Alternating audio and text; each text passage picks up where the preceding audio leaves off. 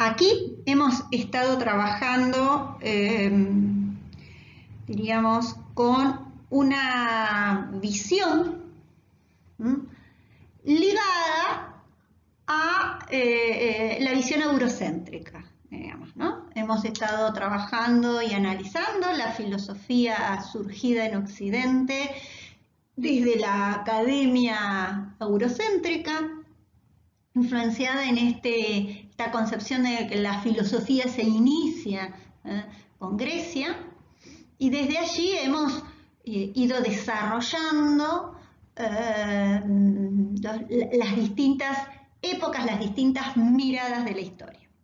Desde los 60, 70 del siglo pasado, empieza a consolidarse un grupo de investigadores que va a tener una gran visibilidad en nuestra contemporaneidad y que tiene que ver con esto que estamos diciendo, bueno, estamos viviendo en un cambio de paradigma, en un quiebre. Siempre recuerden esa concepción de paradigma que proponía Thomas Kuhn cuando planteaba de que los paradigmas no se modifican, no se reforman, no se cambian una cosita para seguir existiendo, sino que los paradigmas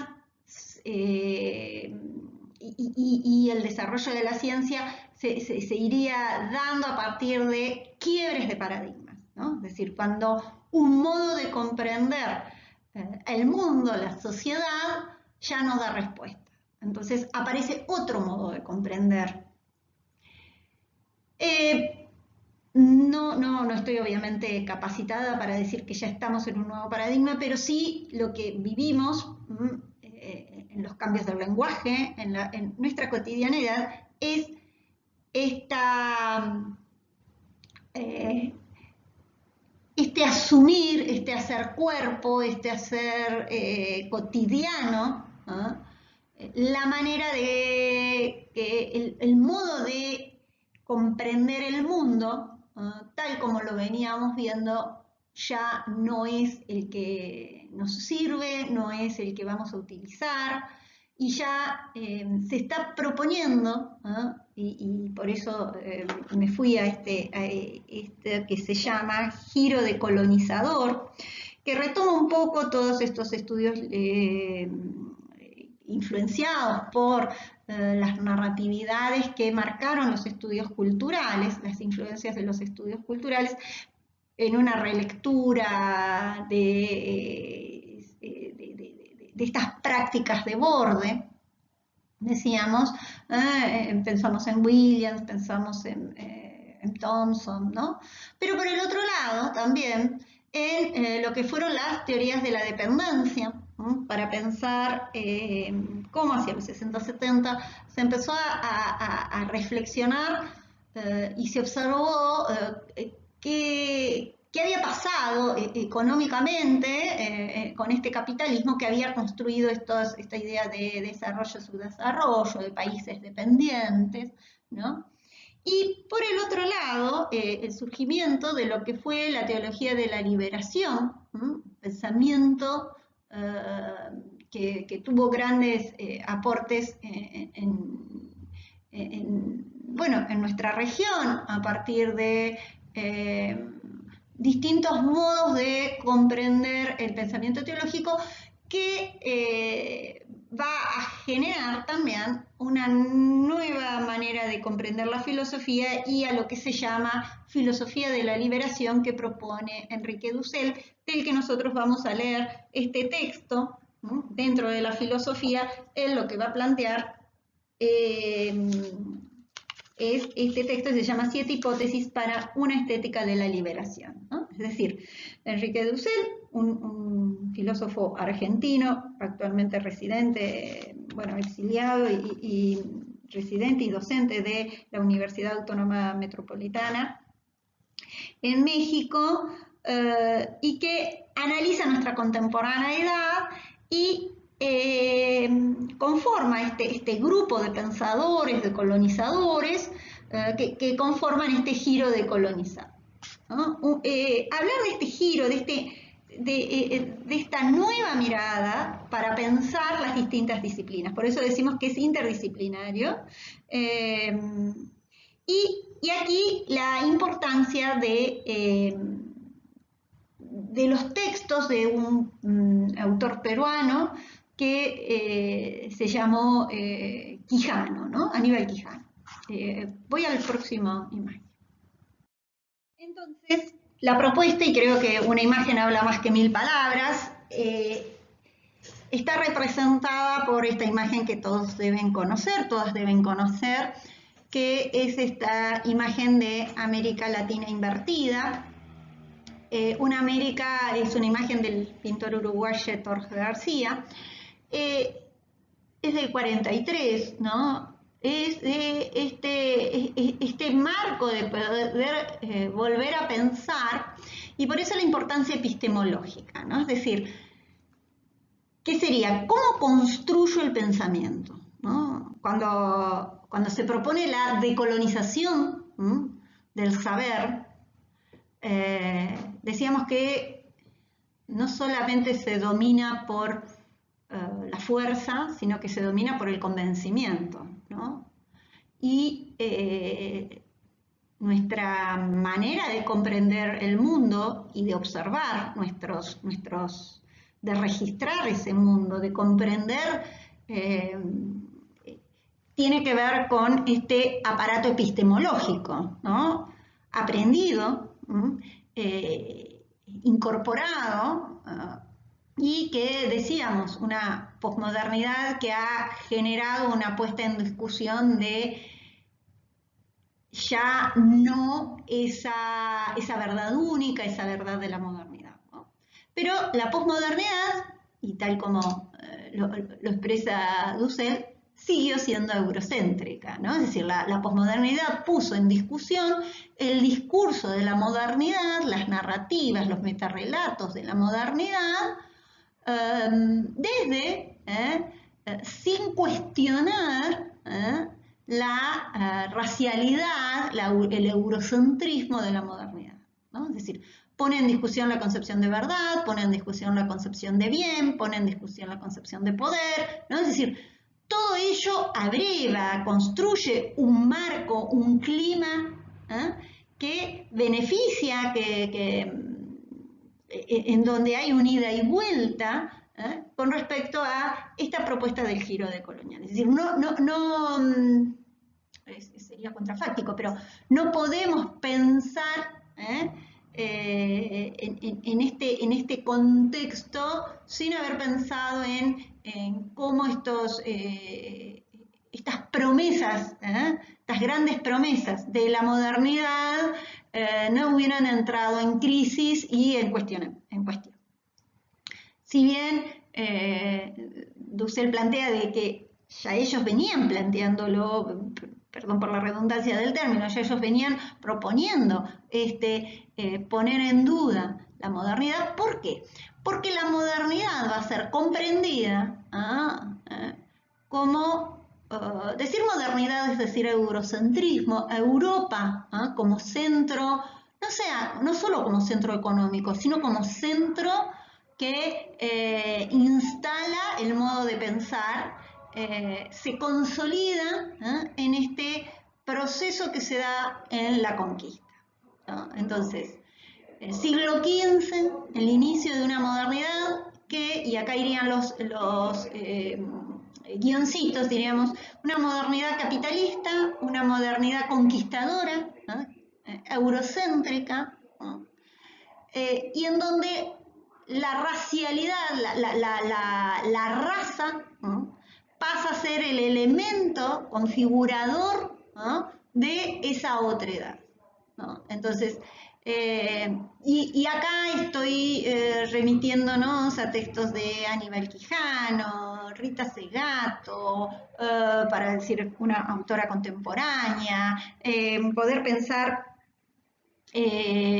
bueno, Walter Mignolo, que sé que lo leen con Valeria, ¿no? Es decir, ¿cómo podemos pensar desde América Latina, desde nuestra latinoamericanidad, sin porque no se trata de decir vamos a hacer algo nuevo, se trata de poner en tensión, poner en discusión ese pasado, ¿no? Y construir, que es lo que propone él, una filosofía de la liberación, ¿no? Asumir en ese sentido. Y en ese sentido es una mirada, esta idea de construir ese consenso de los oprimidos, ¿no? ¿No? Piensan en Freire, ¿no? Desde la pedagogía del oprimido. ¿No? Y los oprimidos, ¿no?, de América Latina no solo van a ser los oprimidos como otros, estamos diciendo, ¿no? Estos discursos de las alteridades, ese otro, ese no nombrado, ese que se nombra con la palabra y la mirada del dominante, ¿no? Entonces, ya no solamente se trata de ese otro indígena, sino también de esa convivencia de oprimidos. Creo que se dio muy claramente. Yo estoy siguiendo un sitio en Instagram que es el Museo del Estallido en Chile, en donde se están recuperando todas aquellas expresiones que se hicieron, expresiones visuales, que se hicieron en el contexto del estallido del 2019, ¿no? O, bueno, el movimiento y la definición de nación multirracial, el Estado plurinacional de Bolivia, ¿no? Toda esta revolución, este nuevo momento que se está produciendo que se produjo en América Latina desde inicios del siglo XXI, permite pensar y recuperar esta idea de los oprimidos. Es decir, no puedo pensar en el discurso feminista sin pensar en la lucha racial, sin pensar en ese otro, porque no solamente la mujer, si lo querés llevar al cuestionamiento del capitalismo obrera, cobra menos que un hombre obrero, ¿no? En un trabajo que un hombre, sino también la mujer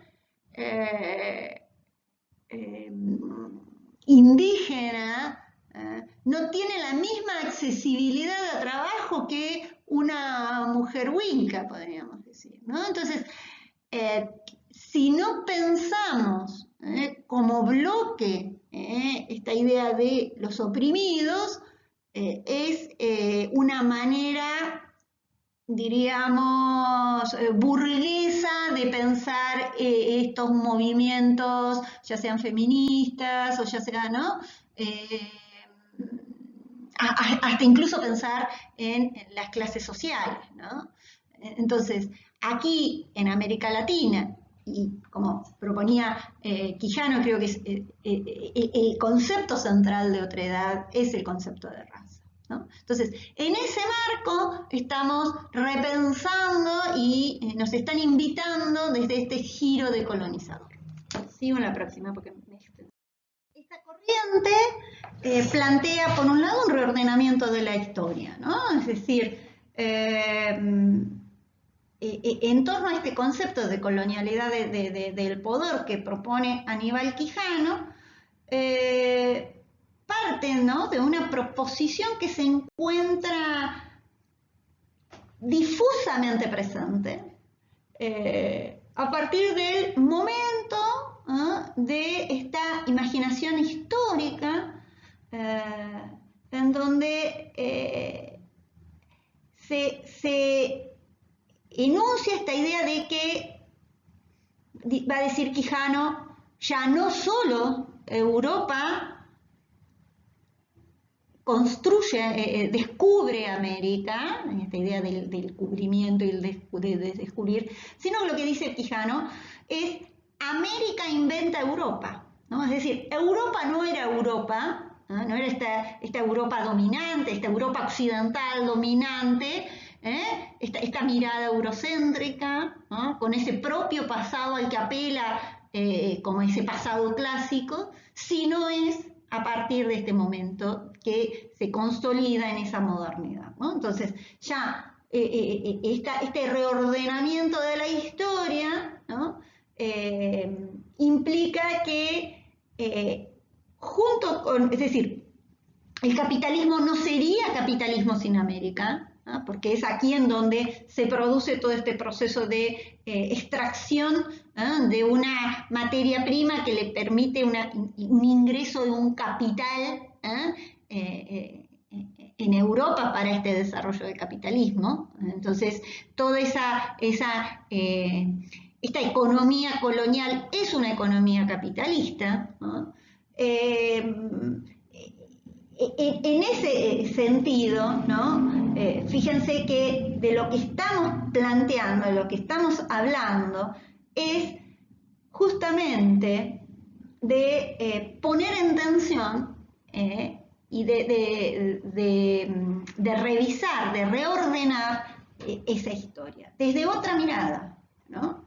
Esa narrativa, ¿no? De ese proceso que va a necesitar de dominación, necesitaba un léxico, ¿no? Necesitaba un ABC, necesitaba, ¿no? Entonces construye esta idea de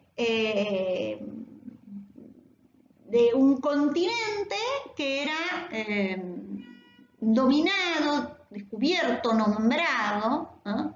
Y en tanto se va originando todos los estados nacionales, los procesos independentistas y demás, se originan en esta consolidación de la colonialidad.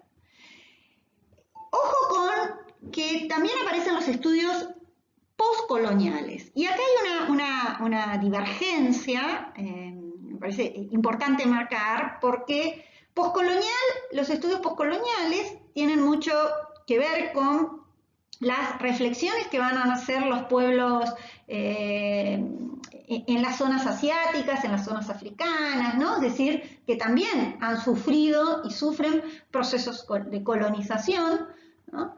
Pero este término de post implicaría un momento, ¿no? Como que se concluye la colonia y empieza una nueva etapa. El problema es que lo colonizador no se concluye, ¿no? El tema es que hay que deconstruirlo, desarmarlo, revisarlo, ¿no?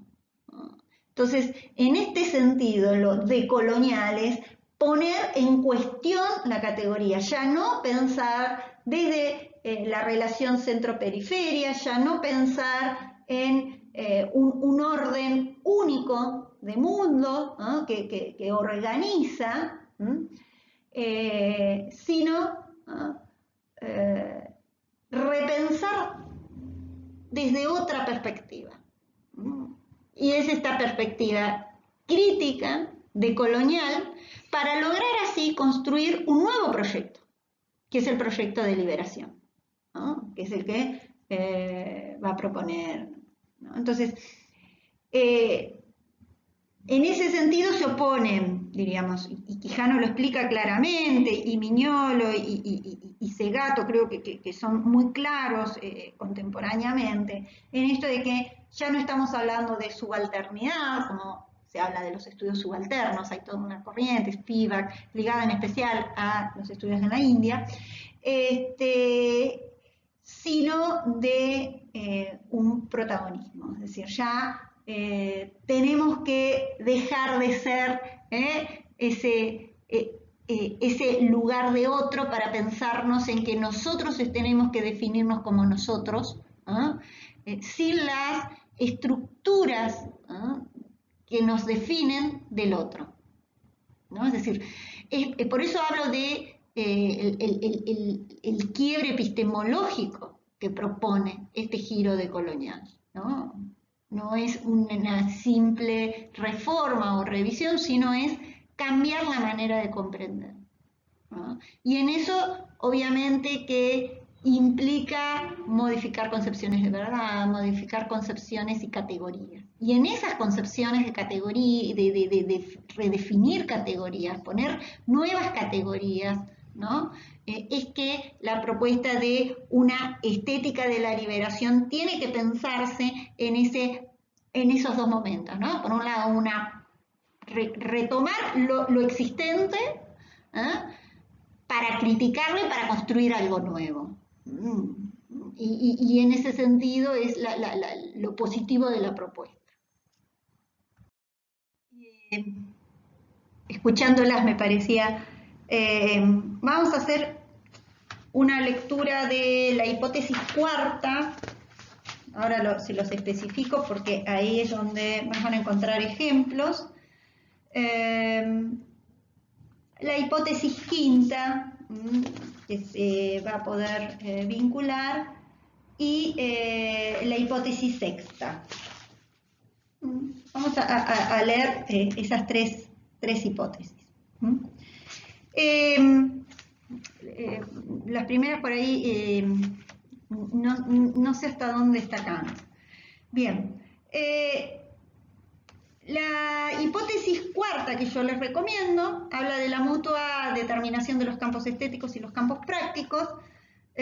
Dos cositas. Una, ¿qué entendemos por poética? ¿No? Esta idea de operación, de práctica, de producción, ¿no? El sentido general de la poética es la producción, ¿no? Y tiene que ver con instrumentos diseñados, tiene que ver con, diríamos, una estética ligada a la poética es una estética como expresión ontológica de la estesis, ¿no? De la totalidad óntica de las obras, o bueno, de las distintas creaciones, ¿no? Entonces la obra se sitúa en esas coordenadas, en esa intervención de producción. Y por el otro lado, esta idea de los distintos campos que él propone, ¿no? El campo estético, para pensar, estoy en todo lo que les digo está en el texto, ¿no? En la página 10, no se los voy a dar obligatorio, pero dice el concepto de campo, como dice, debe tenerse primeramente en cuenta el concepto de mundo como totalidad ontológica, como totalidad de todos estos seres, estos entes que nos rodean, cuya definición vale analógicamente a submundos particulares, ¿no? Sabiendo que un submundo, ¿no? Es un mundo como parte existencial del mundo en un sentido indicado, ¿no? Entonces el mundo estético se hace referencia al submundo estético, ¿no? Óntico, dentro del mundo en general, ¿no? El mundo estético, tomado como parte del mundo en general, queda definido desde el horizonte de la belleza, del ser como bello, ¿no? Y de todos los entes que lo componen en tanto bellos, constituidos por la subjetividad determinada por la intención estética de la estesis, ¿no? Esto que habíamos dicho. Entonces, el ejemplo que da es un árbol, ¿no? Es en el mundo estético considerado como árbol bello y no como un árbol acertalado o porque sirve para hacer un mueble o un árbol a ser estudiado por un biólogo, ¿no? Porque sirve, porque tiene ciertas características, ¿no? Sino que desde el mundo estético, ¿no? El árbol va a ser considerado bello.